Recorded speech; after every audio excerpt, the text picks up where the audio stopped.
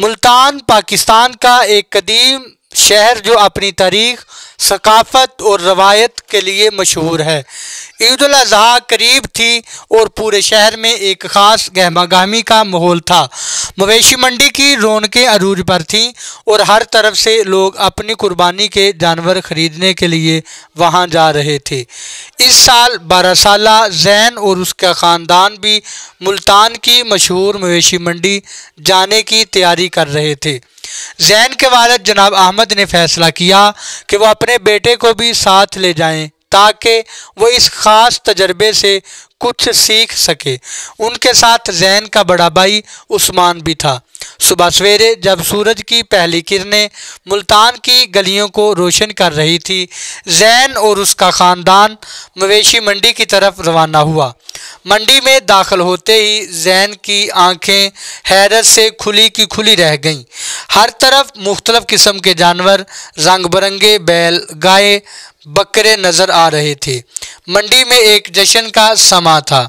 زین نے اپنے والد سے پوچھا، ابو ہم کیسے جانور کا انتخاب کریں گے؟ جناب احمد نے مسکراتے ہوئے جواب دیا، بیٹا ہمیں جانور کی صحت، اس کی عمر اور اس کی قیمت کا دھیان رکھنا ہوگا۔ قربانی کے جانور کی خوبصورت اور صحت مند ہونا چاہیے، لیکن ہمیں اپنے بجٹ کا بھی خیال رکھنا ہوگا۔ وہ منڈی میں مختلف جانوروں کو دیکھنے لگے۔ عثمان نے زین کو بتایا کہ کیسے ایک صحت مند جانور کا انتخاب کیا جاتا ہے اور اس کے مختلف پہلوؤں کو جانچا جاتا ہے، جیسے کہ دانت، آنکھیں اور جسمانی حالت۔ کچھ دیر بعد زین کی نظر ایک خوبصورت براؤن اور سفید رنگ کی گائے پر پڑی جس کی آنکھیں نرم اور معصوم تھیں۔ ابو یہ گائے کتنی پیاری ہے، ہم اسے خرید سکتے ہیں؟ زین پرجوش ہو کر پوچھا۔ جناب احمد نے گائے کو غور سے دیکھا اور پھر بیچنے والے سے بات کرنے کا فیصلہ کیا۔ بیچنے والے نے بتایا کہ یہ گائے نہایت صحت مند اور اس کی خوراک بھی بہترین ہے۔ جناب احمد نے قیمت پوچھی اور کچھ گفت و شنید کے بعد ایک مناسب قیمت پر متفق ہو گئے۔ زین بہت خوش تھا کہ انہوں نے اپنا قربانی کا جانور منتخب کر لیا تھا۔ وہ گائے کو ٹرک میں چڑھا کر لے آئے۔ راستے میں زین اور عثمان نے گائے کی دیکھ بھال اور قربانی کے احکامات کے بارے میں باتیں کیں۔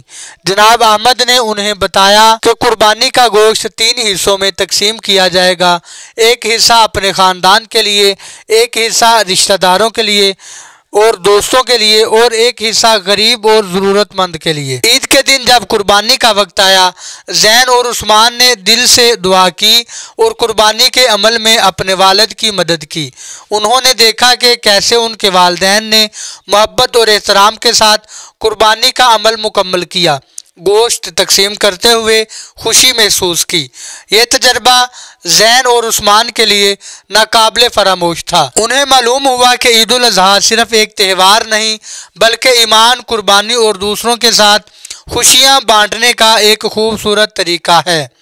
ملتان کی مویشی منڈی کا یہ سفر ان کے لیے ہمیشہ کے لیے ایک یادگار بن گیا جو انہیں ہر سال عید الاضحیٰ کی حقیقی روح کی یاد دلاتا رہے گا۔